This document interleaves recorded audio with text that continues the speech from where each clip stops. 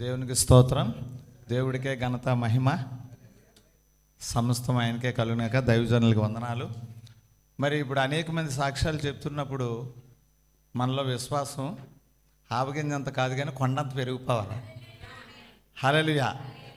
ఎందుకంటే మనం నమ్మిన దేవుడు ఇప్పుడు ఎవరికి ట్రైనింగ్ ఇచ్చి లేదా ఒకరికొకరు చెప్పుకొని వచ్చింది కాదు. ఇది ఏంటంటే మరి దేవుడి సన్నిధిలో మరి చాలా బలమైనటువంటి విషయాలు. ఒకరి గురించి ఒకరు ఎవరూ తెలియదు కదా, పరిచయం కాదు. అయితే ఇది ఒక సత్యం మన జీవితాల్లో. ఏంటిది? ఇది ఒక సత్యం. అయితే ప్రార్థన చాలా కాలం బట్టి అందరం చేస్తాం, కానీ పక్కన ఏం చేస్తాం, జరుగుతుందో జరగదని అనుమానం నెట్టేస్తాం. అనుమానం ఎట్టి ఏం చేస్తాం?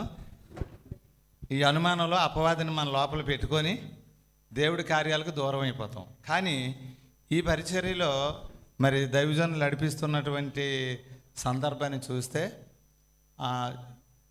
చూసి నమ్ముడు వాడికంట చూడక నమ్మేవాడు ధన్యుడు. అంటే ఇప్పుడు వరకు చెప్పిన సాక్ష్యాల్లో మనం గమనిస్తే ఏటి అర్థమవుతుంది? జరగకముందు thank you Jesus, thank you Jesus, thank you Jesus, నువ్వు ఇచ్చినందుకు స్తోత్రం, ఇచ్చినందుకు స్తోత్రం, నువ్వు ఆరోగ్యం ఇచ్చినందుకు స్తోత్రం, అప్పులు తీర్చిపోయినందుకు స్తోత్రం అని ఇలాగ అందరూ ప్రార్థన చేసేటప్పటికి దేవుడు ఏం చేస్తున్నాడు? ముందుగానే అన్ని రైట్ మార్కులు వేసేస్తున్నాడు. హల్లెలూయా. ముందు ఏం చేస్తున్నాడు? అందరికీ రైట్ చేసేస్తున్నాడు. ఆబ్సెంట్ ఎవరికి వేయలేదు. అది మన మధ్యలో జరుగుతున్నటువంటి నిజం. అందువల్ల మనం తప్పనిసరిగా మరి ఈ ప్రార్థన ముందుకు సాగాలని కోరుకుంటున్నాను. మరి అయితే నేను కూడా మీ అందరిలో చేసింది, నా జీవితంలో ఎన్నో సాక్ష్యాలు ఉన్నాయి. అయితే ముఖ్యంగా ఈ ప్రార్థనలో నేను 28వ తారీఖున మా కోళ్ళ వ్యాపారం, ట్రాన్స్పోర్ట్ ట్రేడింగ్ వ్యాపారం. అయితే ఈ వ్యాపారంలో చాలా భయంకరమైన నమ్మిక ద్రోహాల వల్ల కోట్లు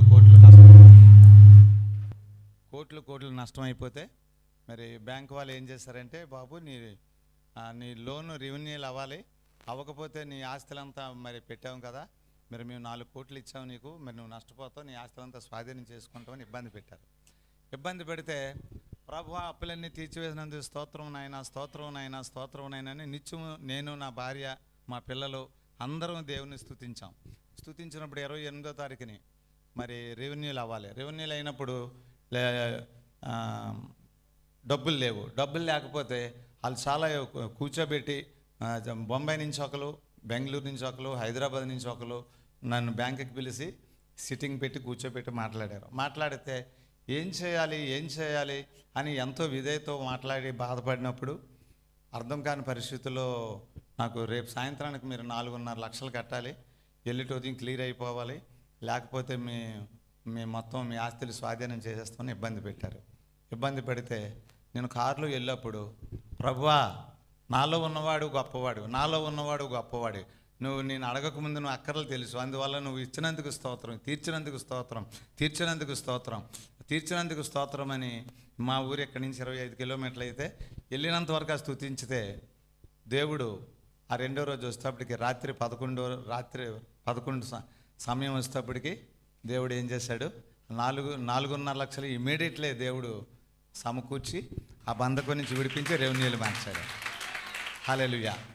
మరలా ఈరోజు ఇంకొక అద్భుతం చేశాడు. సేమ్ అటువంటిదే ఇంకొక పరిస్థితిలో ఉన్నప్పుడు ఇవాళ ఇమీడియట్లీ 2 లక్షలు కావాలని ఇటువంటి ప్రాబ్లంలో ఉన్నప్పుడు నేను ప్రార్థన చేసినప్పుడు అర్థం కాలేదు, డబ్బులు చూస్తే లేదు, ఇచ్చే వాళ్ళందరూ హెల్ప్ చేస్తారు, ఎవ్వరు కానీ అవతల చూస్తే ప్రమాదకరంగా ఉంది.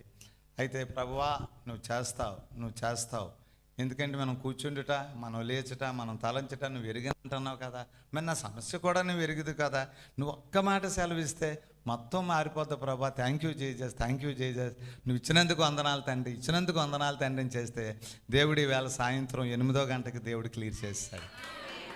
హల్లెలూయా. అయితే దేవుని స్తోత్రం. మరి ఈ ప్రార్థన చాలా సంతోషకరంగా ఉంది.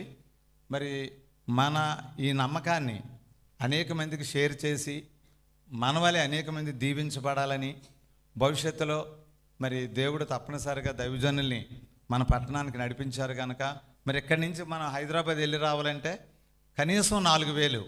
అయితే ఒక్క సేవకులు ఇక్కడికి వచ్చినందువల్ల అనేక మందికి ఆదరణ అయిపోతుంది. హల్లెలూయా. కనుక మన పట్టణంలో మరి మనం షేర్ చేసిన విధంగా మరి ఈ హోల్ నైట్ ప్రేయరు చేస్తే ఒక దినాన్ని ఇక్కడ 1000 జనం వచ్చి ఒక రాత్రి అంతా పెద్ద పెద్ద గ్రౌండ్లో ప్రార్థన జరుగుతుంది. దానికి thank you Jesus, thank you Jesus, thank you Jesus. దేనికి? ఐక్యత గల ప్రార్థన.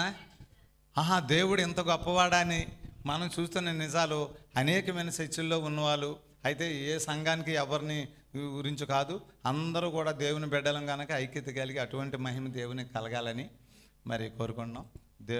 దైవజనులు ఇచ్చిన మంచి సమయాన్ని బట్టి కూడా వందనాలు. దేవుని నామానికే